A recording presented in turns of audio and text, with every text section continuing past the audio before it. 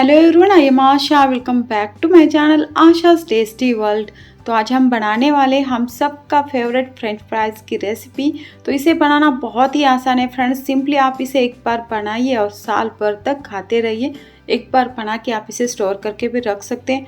और आज की रेसिपी ज़बरदस्त है फ्रेंड्स। एक नया तरीका मैं ढूंढ कर लेकर आई हूँ। तो इस तरीके से आपने आज तक फ्रेंच फ्राइज़ बनाए नहीं होंगे, तो पूरा वीडियो ज़रूर देखिए, तभी आपके परफेक्ट समझ में आ जाएगा। तो देखिए, इसके लिए हम लेंगे आलू। तो जब आप आलू लेंगे तो बड़े साइज़ में लीजिए।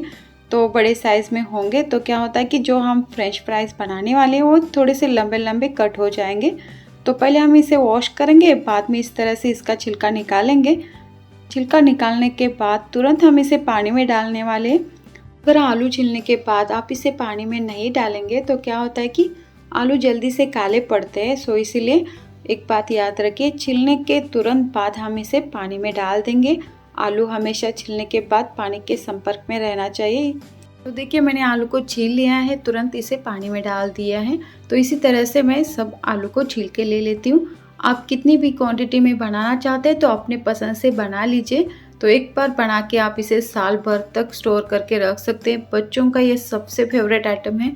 बच्चों को स्पेशली बहुत पसंद आता है। तो कभी भी बच्चों का मन करे खाने का, तुरंत आप इसे फ्राई करिए और अपने पसंद से मसाले डालकर बच्चों को दीजिए। तो हम जब फ्रेश आलू से फ्रेंच फ्राइज़ बनाते हैं तो रेसिपी थोड़ी सी प्रोसेसिंग हो जाती है। इस रेसिपी में ऐसा कुछ भी नहीं है फ्रेंड्स। सिंपली एक बार बना के जब चाहे आप इसे फ्राई करके खा सकते हैं। ज़बरदस्त क्रिस्पी बनते हैं। तो अभी आप देखिए, मैंने सभी आलू को छील के ले लिया है और इसे अच्छे से वॉश करेंगे। 2-3 पानी से वॉश करना है ताकि इसके ऊपर जो भी डर्ट होगा वो निकल जाएगा। और फ्रेश पानी से आप जितनी बार हो सके उतनी बार वॉश करिए, तभी तो इसका जो स्टार्च है वो निकलता है। तो देखिए, यहाँ मैंने इस तरीके का जो फ्रेंच फ्राइज़ बनाने के लिए मेकर रहता है उसी को लिया है। इस कटर का यूज़ आप कर सकते हैं। अगर आपके पास इस तरीके का ये फ्रेंच फ्राइज़ बनाने का मेकर या कटर नहीं है तो आप क्या करें, सिंपली नाइफ से भी कट कर सकते हैं। तो आगे मैं आपको नाइफ से भी किस तरह से कट करते हैं वो भी दिखा दूंगी। बड़ी आसान रेसिपी है फ्रेंड्स। तो देखिए, जब हम इसे कट करते हैं उस टाइम नीचे के बर्तन में भी पानी रखना चाहिए। तो इस तरह से हम एक आलू के 4 स्लाइस कर देंगे और फिर इस कटर के ऊपर इस तरह से रख देंगे। ऊपर से प्रेस करना है सिंपली, और प्यार से आलू फ्रेंच फ्राइज़ बन के रेडी हो जाते हैं। तो बढ़िया ये कट हो जाते हैं फ्रेंड्स। बहुत ही आसान लगता है इसे हम जब बनाते हैं।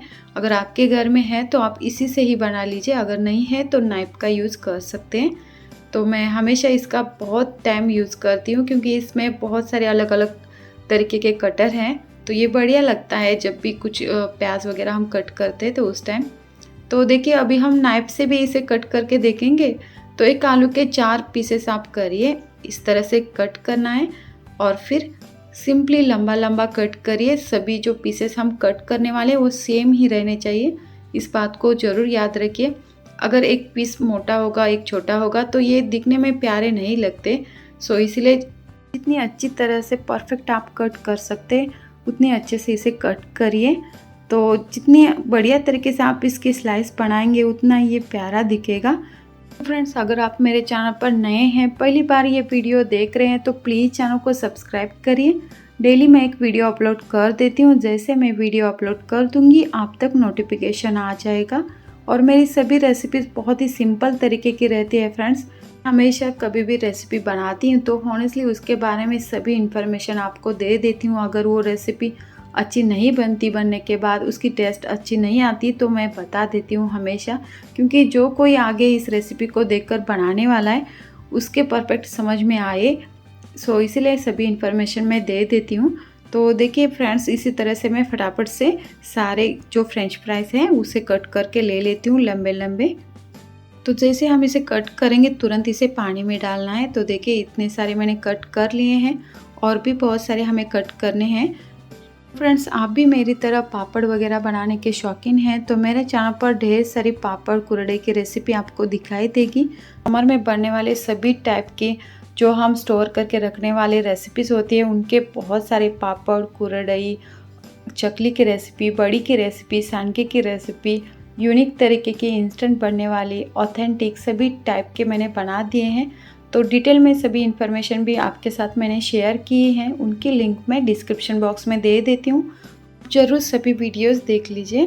तो देखिए फ्रेंड्स, सभी फ्रेंच फ्राइज़ को मैंने इसी तरह से कट करके ले लिया है और 4-5 बार हम इसे अच्छे पानी से वॉश करेंगे, क्योंकि इसके ऊपर जो स्टार्च रहता है वो निकलना चाहिए, तभी तो ये अच्छे से बनेंगे, हल्के होंगे। सो इसीलिए हम इसे 5 बार वॉश करेंगे। तो देखिए मैं अच्छे से इसे वॉश करके लेकर आई हूँ। तो इसे अभी हम इसे इसी तरह से रखने वाले हैं। तो इसमें हम एक और चीज़ डालने वाले फ्रेंड्स, तो ये है फिटकरी। तो फिटकरी का स्मॉल सा टुकड़ा लीजिए, नहीं तो आप इसकी पाउडर भी बना के ले सकते हैं और इसमें डाल के आप इसे ढक के रखिए। तो अभी मैं सिर्फ 1 घंटे के लिए इसे ढक के रखने वाली हूँ। आप चाहे तो 5 घंटे के लिए भी इसी तरह से छोड़ सकते हैं, नहीं तो आप क्या करें, रात के टाइम में इसे बना के इसी तरह से छोड़िए फिटकरी का टुकड़ा डालकर, और कल सुबह ही आगे की प्रोसेस करें। उस तरीके से भी आप बनाएंगे तो बढ़िया फ्रेंच फ्राइज़ बन के रेडी हो जाएंगे। यहाँ देखिए इस बर्तन में मैंने पानी को उबालने के लिए छोड़ दिया है। तो अभी हम इसमें डाल देंगे नमक, तो स्वाद अनुसार नमक डालिए। और अभी हम इसमें डाल देंगे एक मेन चीज़, उसी से ये फ्रेंच फ्राइज़ बढ़िया बनते हैं, क्रिस्पी ज़बरदस्त बनते हैं। तो इसमें हम डालेंगे पापड़ खार। तो आप जितनी क्वांटिटी में इस फ्रेंच फ्राइज़ को बना रहे हैं उसी पे डिपेंड पापड़ खार डालिए। तो मैंने पापड़ खार डाल दिया है, अच्छे से इसे मिक्स कर देंगे। जैसे पानी में उबाल आना स्टार्ट हो जाएगा, हम इसमें फ्रेंच फ्राइज़ को डाल देंगे। तो देखिए इसे मैंने अच्छे से वॉश करके ले लिया है, तो इसमें डाल देंगे। सिंपली हमें इसे 80% तक कुक करना है, बहुत ज़्यादा हम इसे नहीं पकाएंगे और बहुत कम भी नहीं पकाना। अगर आप बहुत कम इसे पकाएंगे तो क्या होता है, ये करारे बनते हैं और इसका कलर भी काला पड़ता है। सो इसीलिए अच्छे से इसे पका के लीजिए। अच्छे से मीन्स बहुत ज़्यादा नहीं पकाना, सिर्फ 80% तक ही हम इसे कुक करेंगे। तो हाथों से हम जब दबाएंगे तो ये टूटना चाहिए, उस तरीके का होने के बाद ही गैस को तुरंत बंद करिए। तो इसी तरह से बीच में हिलाते हुए हम इसे पकाएंगे। तो जब ये पक रहे होते हैं उस टाइम आप गैस के सामने खड़े रहकर ही इसे पकाइए, क्योंकि मोस्टली क्या होता है कि हम इसे पकने के लिए छोड़ देते हैं, उस टाइम दूसरे कामों में बिजी होते हैं, तो उसी वजह से कभी कभार ये ओवर कुक हो सकता है। सो इसीलिए आप जब भी इस तरह से फ्रेंच फ्राइज़ बनाते हैं तो बीच बीच में इसे मिक्स करते हुए यही खड़े रहकर इसे पकाइए। तो इसी तरह से मैं थोड़ी देर इसे पका रही हूँ, जस्ट 5 मिनट इनफ हो जाएंगे फ्रेंड्स। आपकी गैस की फ्लेम किस तरीके की है या कितने क्वांटिटी में आप इस फ्रेंच फ्राइज़ को बना रहे हैं उसी पे डिपेंड रहता है इसका पकने का टाइम। तो फ्रेंड्स, आपने इस तरीके के फ्रेंच फ्राइज़ पहले कभी भी खाए नहीं होंगे, यकीन मानिए ज़बरदस्त क्रिस्पी बनते हैं। जब ये फ्राई होके निकलते हैं तो उसके ऊपर आप अपने पसंद से मनचाहे मसाले भी डाल सकते हैं। तो इसके ऊपर आप chaat masala, red chilli powder डालकर खाएंगे तो क्या बताऊं, फ्रेश वाले जो फ्रेंच फ्राइज़ रहते हैं उसकी टेस्ट आप भूल जाएंगे। और हमेशा इसी तरीके के फ्रेंच फ्राइज़ खाना आपको पसंद पड़ेगा, इतनी बढ़िया ये रेसिपी है फ्रेंड्स। तो अभी देखिए ये कुक हो चुका है, मैंने आपको दिखा दिया था। ये टूट रहा है तो हम इसे जल्दी से निकाल देंगे और एक छलनी में आप इसे निकाल सकते हैं, इसका पूरा पानी जाना चाहिए। तो देखिए थोड़ी देर हम इसे फैन के नीचे भी रखेंगे और बाद में इस तरह से वाइट क्लॉथ के ऊपर बिछा देंगे। तेज़ धूप होती है उस टाइम ही आप इसे बनाइए, क्योंकि इसके लिए तेज़ धूप चाहिए। तो इसी तरह से मैं इसे फैला रही हूँ, तो थोड़ा सा दूर दूर ये रखिए ताकि ये बढ़िया से ड्राई हो। तो इसे पूरी तरह से ड्राई होने के लिए 2 दिन लगते हैं, 2 दिन इनफ हो जाएंगे। 2 दिन में ये परफेक्ट ड्राई होके निकलता है फ्रेंड्स।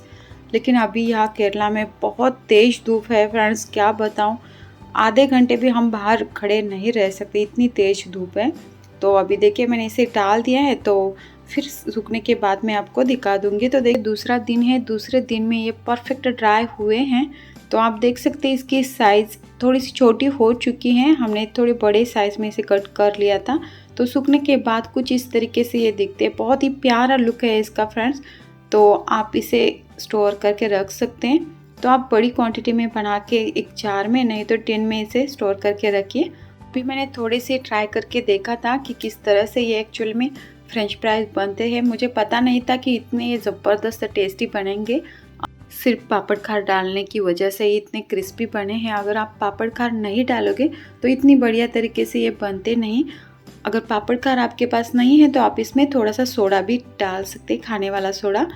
तो अभी देखिए हम इसे फ्राई करेंगे, तो यहाँ मैंने इतने लिए हैं। आप जैसे इसे तेल में छोड़ देंगे तो ये फूल के ऊपर आते हैं फ्रेंड्स, देखिए तो अगर आप इसे बड़ी क्वांटिटी में बनाते हैं तो क्या करें कि बीच बीच में इसे धूप में रखिए ताकि ये बढ़िया से करारे रहे। सो इसीलिए तो जब आप इसे फ्राई करते हैं तो गैस की फ्लेम मीडियम रखिए, नहीं तो स्लो भी रख सकते हैं क्योंकि ये अंदर से फ्राई होने चाहिए। सो इसीलिए मैं अभी गैस की फ्लेम स्लो करके ही इसे फ्राई कर रही हूँ।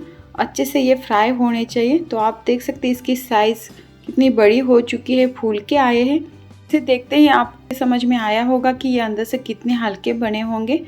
जब आप इसे खाएंगे तो देखिए एक बाइट लेने के बाद ही आपको परफेक्ट समझ में आ जाएगा कि ये कितने जल्दी से टूटते हैं। ज़बरदस्त टेस्ट भी है और जिस तरह से हम फ्रेश आलू के खाते हैं उससे भी बढ़िया इसकी टेस्ट है फ्रेंड्स। तो देखिए अभी ये फ्राई हो चुके हैं तो हम इसे निकालेंगे। तो अभी बारी है इसे सजाने की, यानी कि इसके ऊपर हम बहुत कुछ दुनिया में जो कुछ मसाले वो डाल सकते हैं, बट अभी मैं सिर्फ डालने वाली हूँ इसके ऊपर रेड चिली और चाट मसाला। आप अपनी पसंद से कुछ भी इसके ऊपर डाल सकते हैं फ्रेंड्स। तो इतना ही इनफ हो जाएगा, चाट मसाला और रेड चिली पाउडर अच्छे से मिक्स कर देंगे और रेडी है ज़बरदस्त टेस्टी बेकरी स्टाइल हमारे ये फ्रेंच फ्राइज़। तो आप इसे ज़रूर बना कर देखिए फ्रेंड्स। उम्मीद है कि आपको ये वीडियो पसंद आया होगा। वीडियो बनाना मुश्किल काम है फ्रेंड्स, आसानी से वीडियो नहीं बनता। सो इतनी मेहनत के बाद एक लाइक और एक शेयर तो बनता ही है। तो आप जितना हो सके उतना इस रेसिपी को शेयर करिए। If you like my video, please subscribe my channel and enjoy. Thank you for watching Asha's Tasty World.